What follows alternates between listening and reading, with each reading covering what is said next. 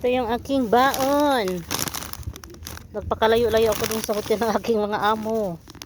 Meron tayong junk foods, lemon juice, chocolate, at saka tubig. Dito ako sa tabing dagat. Ito ang aking view. Ayan. Ayan yung mga hotels. Maraming naliligo doon. Ayan yung aking nasa likuran na view. O, diba? Malayo-layo ito sa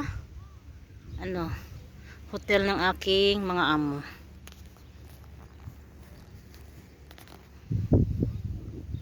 Nag day off nang wala sa oras.